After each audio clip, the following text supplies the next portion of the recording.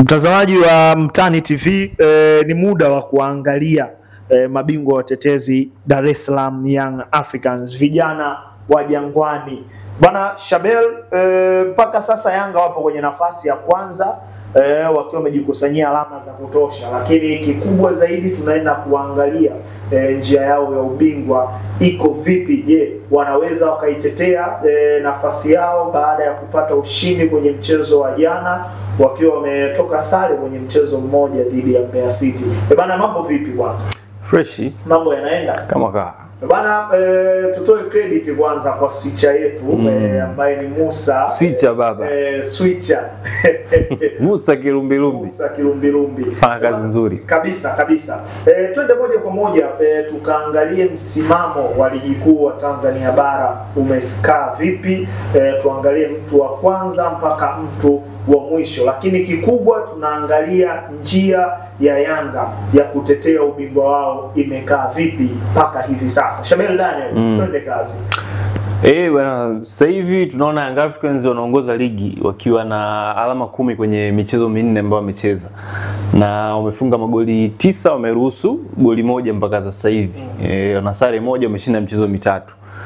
Ukitazama msimu huu, tofauti wa msimu huu wa Young Africans na msimu uliomalizika katika mechi 4 hizi za mwanzo, msimu huu Young Africans ukilinganisha na alama walizokusanya msimu uliomalizika 2024 2025, unaona kama Young Africans wamepungua kwa alama 2. Msimu uliomalizika kwenye mechi 4 za mwanzo walikuwa wamekusanya maximum point alama 12, na katika mechi 4 za mwanzo Young Africans walikuwa wamefunga magoli 8, lakini walikuwa hawajaruhusu goli lolote. Lakini sasa hivi msimu huu 2025 2026 katika michezo minne ya mwanzo Young Africans tunaona wamesha sare mchezo mmoja, wamefunga magoli 9, ina maana wameongeza goli moja zaidi ya magoli 8 waliofunga kwenye mechi 4 za mwanzo msimu uliomalizika, lakini pia wameruhusu goli, tofauti na msimu uliomalizika ambapo katika mechi 4 za mwanzo Young Africans walikuwa hawajaruhusu goli. Kwa hiyo goal difference bado inasalia ni pale pale magoli 8, kwa sababu msimu uliomalizika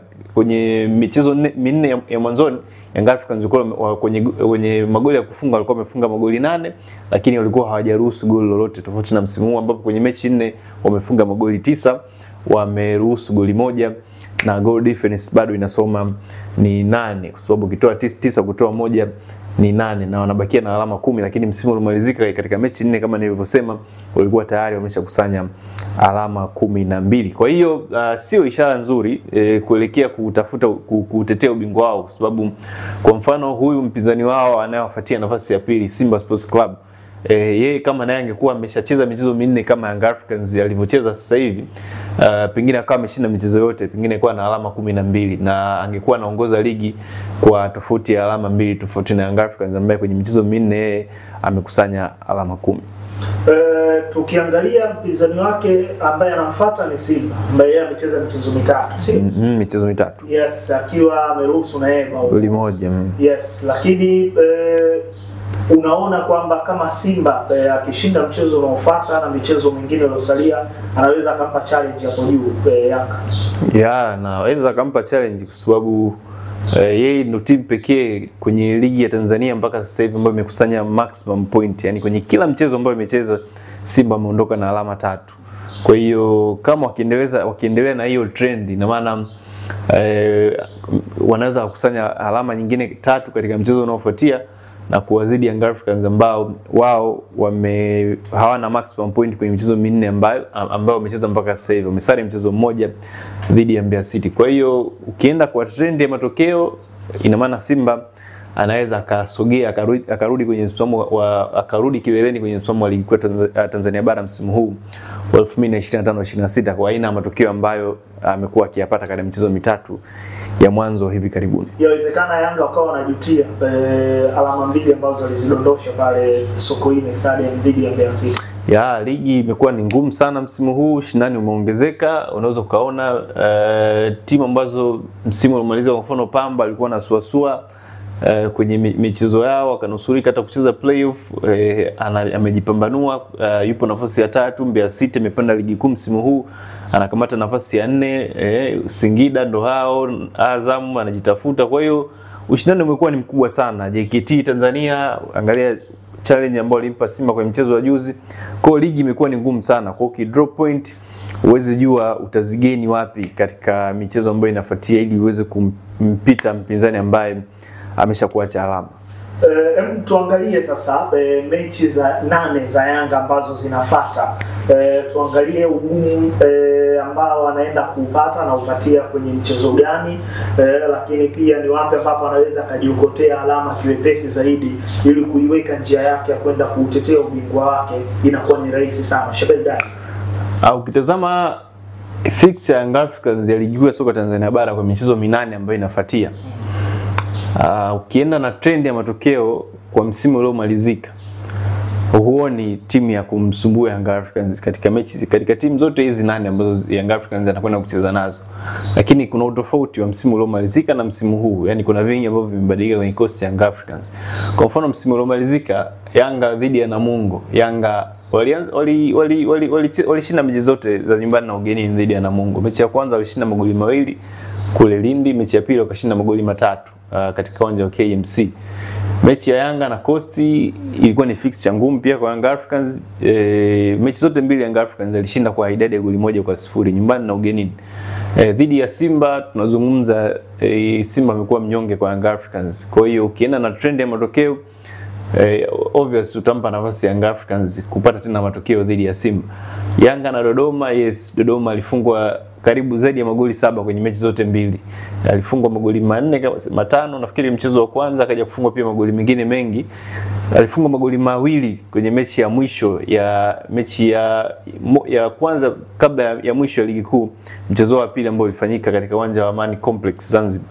Mechi ya Singida, Yanga mechi ya kwanza alishinda pia, mechi ya kwanza alishinda goli 1-0 kule Zanzibar. Singida ulipeleka mechi ya kwanza kule Amani Complex, Yanga akashinda.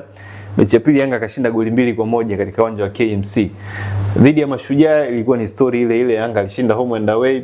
Dhidi ya Fountain Gate story ile ile, Yanga alishinda home and away. Kwa hiyo ukitazama kwenye mechi zote hizi 8 Yanga hakudrop point yoyote. Yaani hakudrop point yoyote katika hizi mechi 8 ambazo Young Africans anaenda kuzicheza kwenye ligi ya msimu huu. Labda kuna vitu vinaweza vikabadilika, hawa wapinzani ambao walifungwa mechi zote home and away wanaweza wakaleta challenge, wakampa challenge Young Africans ambaye msimu huu anaonekana bado na yeye anajitafuta. Lakini tukienda kwa trend ya matokeo, Yanga msimu uliomalizika mechi 8 hizi ambazo zinafuatia za Young Africans alikusanya piga 3 mara, unazoona ni 3 mara 8, utapata 28. Alikusanya alama 28 dhidi ya wapinzani wote ambao anakwenda kucheza naye baada ya ligi itakapoanza tena Desemba 4. Kuna michezo mitatu hapo ambayo natamani tuigusie, mitatu au miwili. Kwenye mchezo dhidi ya Simba, lakini pia kwenye mchezo dhidi ya Singida Black Stars.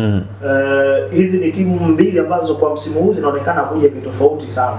Tuanzie na Singida ambao wamefanya sajili kubwa sana, lakini yupo Miguel Gamondi kwa dakika moja hapa.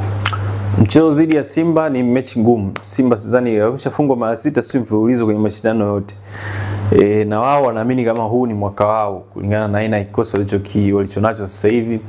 Una expect itakuwa ni mechi ngumu. Sidhani kama Simba anaweza kukubali unyonge tena kwenye mchezo huu ambao utapigwa Desemba 13 mwaka huu 2025. Itakuwa ni mechi ngumu sana kwa Yanga. Naamini itakuwa hivyo. Sidhani kama Yanga watashinda kirahisi kama wamevyozoea misimu iliyomalizika. Mchezo dhidi ya Singida Black Stars, Singida pia nao wameimarika zaidi, wameondokewa pia na nyota wao kadhaa walikuwepo msimu uliomalizika. So aliondoka hata baada, lakini kwa kikosi chao wamechukua nyota pia wazuri. Mfano wana Halid Aucho kutoka Young Africans, wana Kratos Chama kwa kikosi chao ambao wameongeza thamani kubwa sana ya matokeo na wamekuwa chachu wa matokeo kwenye kikosi chao msimu huu. Wamefuzu kwenye makundi, wao wachezaji wamekuwa na mchango mkubwa sana, lakini pia nafasi waliopo kwenye ligi ni mchango pia wa hawa wachezaji wapya ambao wameongeza msimu huu. Kwa hiyo una expect watampa challenge pia Young Africans msimu huu. Hizi ni mechi mbili ambazo zinaweza zikaamua msimu wa Young Africans huu 2025 2026.